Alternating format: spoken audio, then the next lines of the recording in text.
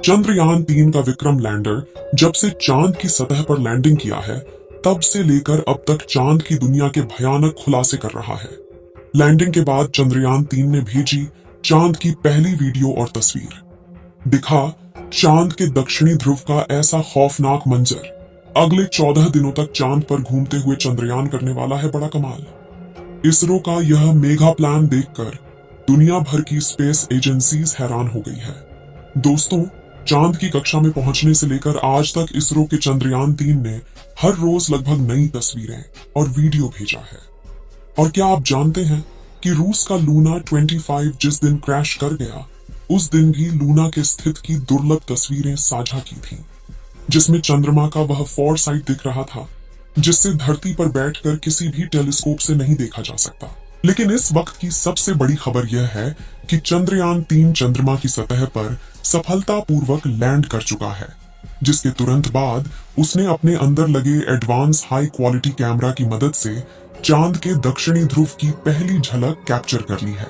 और अगले 14 दिनों तक वह बड़े कमाल करने वाला है, जिसका खुलासा आज हम इस वीडियो में करेंगे। साथ ही आपको दिखाएंगे इस मिशन से जुड़ा वह पहलू जिसे देखकर इसरो के लिए आपकी इज्जत 10 गुना बढ़ जाएगी। तो देखिए इस वीडियो को अंत तक। दोस्तों, 14 जुलाई को पृथ्वी से चांद के लिए रवाना हुआ चंद्रयान 3 ने इतिहास रच दिया है, जब उसने 23 अगस्त की शाम चांद के साउथ पोल पर लैंडिंग किया, जहां आज तक दुनिया का कोई देश नहीं पहुंच पाया। चंद्रमा आज भी अपने अंदर अनेक ऐसे रहस्य समेटे हुए हैं, इसलिए दुनिया भर के वैज्ञानिक इसमें काफी रुचि दिखाते हैं। इसी बीच इसरो की तरफ से बहुत ही बड़ी गुड न्यूज आ रही है कि चांद पर लैंडिंग के बाद चंद्रयान 3 के विक्रम लैंडर की कंडीशन बिल्कुल ठीक है, और इसलिए चंद्रमा पर रिसर्च करने के लिए अपने प्रज्ञान रोवर को चांद की सतह पर खुला छोड़ दिया है। और ये रोबोट अगले 14 दिनों तक चांद के बहुत बड़े खुलासे करने वाला है। वहीं विक्रम लैंडर के एडवांस कैमराज ने चांद पर अपनी लैंडिंग साइट की सबसे ताजा तस्वीरें भेजी हैं। इन लेटेस्ट फोटोज में सूरज की रोशनी को रिफ्लेक्ट करके चमक रही चांद की खूबसूरत सतह को साफ साफ देख सकते हैं। साथ ही यह भी देख सकते हैं कि चांद की सतह कितनी ज्यादा ऊबड़ खाबड़ है, जिसका यह हाल लंबे समय तक उल्का पिंडों की बारिश की वजह से हुआ है। वहीं लैंडिंग से ठीक पहले विक्रम लैंडर पर लगे लैंडर पोजीशन डिटेक्शन कैमरों ने चांद की कई कमाल की फोटोज खींची थी। और इसरो द्वारा शेयर की गई इन तस्वीरों में आपको कुछ नाम लिखकर दिखाई दे रहे होंगे, क्योंकि चंद्रमा पर मौजूद बड़े बड़े इम्प्लांट फ्लैट है, जो यहाँ से तो हमें केवल कद्दू की तरह दिखाई दे रहे हैं।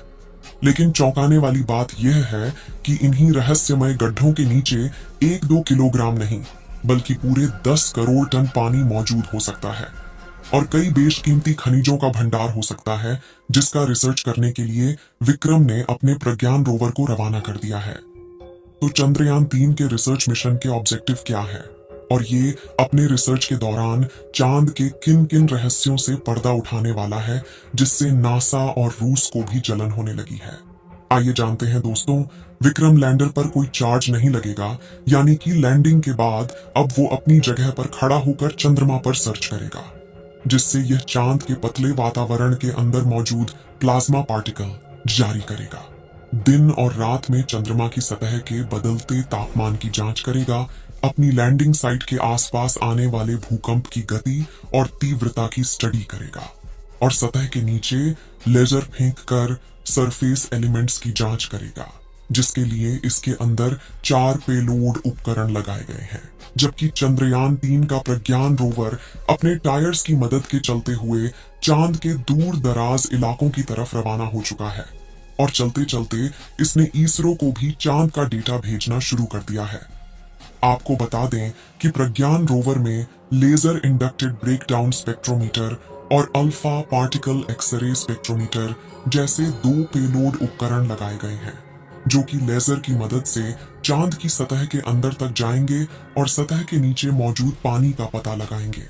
साथ ही यह चांद की मिट्टी और चट्टानों में मौजूद मैग्नीशियम, एल्युमिनियम, क्रोमियम और सिलिकॉन जैसी कीमती खनिजों को भी खोज निकालेंगे, और इस रहस्यों से पर्दा उठाएंगे कि आखिर जान के अंदर क्या छुपा हुआ है। यानी अगर अपने इस मिशन में विक्रम लैंडर और प्रज्ञान रोवर ने चांद पर किसी कीमती खनिज या पानी का भंडार खोज लिया, तो ये इतना बड़ा कामयाबी होगा कि भविष्य में जब भी चांद का नाम लिया जाएगा तो इसके साथ ही इसरो और भारत का नाम भी जोड़ा जाएगा। आपको बता दें कि रिसर्च मिशन चांद के वे लूनर दिन होते हैं जो कि पृथ्वी के 14 दिनों के बराबर हैं, जिसके बाद चंद्रयान 3 का विक्रम लैंडर और प्रज्ञान रोवर अपने आप निष्क्रिय हो जाएंगे और सदियों तक चांद की सतह पर खड़े होकर भारत के नाम का ठप्पा लगा देंगे। ऐसा इसलिए क्योंकि इसरो ने वापस लाने का कोई प्लान नहीं बनाया है, वहीं इसे सिर्फ दिन के वक्त ही काम करने के लिए डिजाइन किया गया है। यानी 14 दिन के बाद जब विक्रम लैंडर की लैंडिंग साइट पर अगले 14 दिन के लिए रात होगी, तब इसके सोलर पैनल चार्ज नहीं हो पाएंगे और धीरे धीरे इसके सभी उपकरण बंद हो जाएंगे। हालांकि यहाँ गौर करने वाली बात यह है कि इसरो के मिशन का सबसे महत्वपूर्ण लक्ष्य चांद की सतह पर सॉफ्ट लैंडिंग करना था। मगर ये सवाल आता है कि चांद पर लैंडिंग करना इतना मुश्किल क्यों है? क्यों 23 अगस्त का दिन इसरो के इतिहास का सबसे ऐतिहासिक दिन बन चुका है? और क्यों इसरो की इस उपलब्धि से ब्रिटेन, चीन और रूस जलकर राख हो चुके हैं?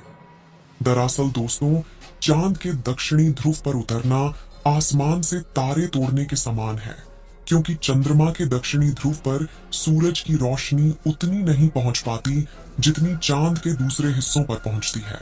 इसी वजह से चांद के दक्षिणी ध्रुव पर चारों तरफ घनघोर अंधेरा रहता है। वहीं पृथ्वी से चंद्रमा के इस क्षेत्र की दूरी ज्यादा होने की वजह से लैंडिंग के दौरान कमांड सेंटर का लैंडर से संपर्क टूटने का खतरा बना रहता है। साथ ही चांद पर ऐसा कोई मजबूत वायुमंडल भी नहीं है जो लैंडिंग के दौरान घर्षण पैदा करके लैंडर की रफ्तार को कम कर सके। इसी वजह से चंद्रमा के इस हिस्से में लैंडिंग करना काफी चुनौतीपूर्ण रहता है। ऐसे में किसी भी स्पेसक्राफ्ट को चांद पर लैंड करवाने का एक ही तरीका मुमकिन है, जिसे चंद्रयान 3 के विक्रम लैंडर ने ही अपनाया था।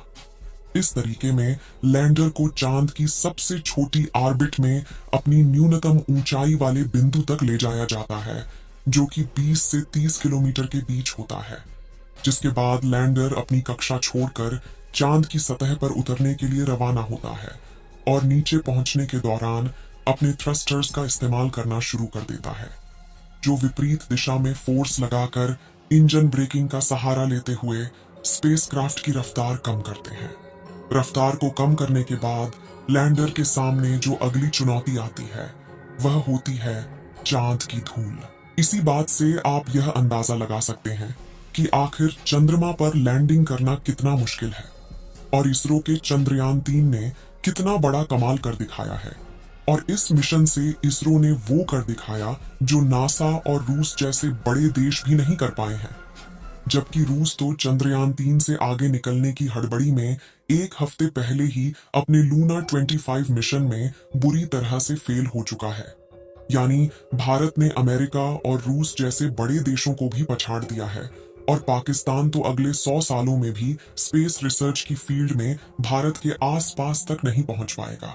दोस्तों, आपको क्या लगता है, चंद्रयान 3 चांद पर पानी की तलाश कर पाएगा या नहीं? अपनी राय कमेंट में जरूर बताएं। इस वीडियो को एक लाइक जरूर करें और अपने मित्रों तक इस वीडियो को शेयर करें ताकि उन्हें भी जानकारी मिल सके। और भी नॉलेजेबल वीडियो के लिए अपने भरोसेमंद चैनल को सब्सक्राइब जरूर करें और बेल आइकन को ऑल पर सिलेक्ट करना बिल्कुल ना भूलें।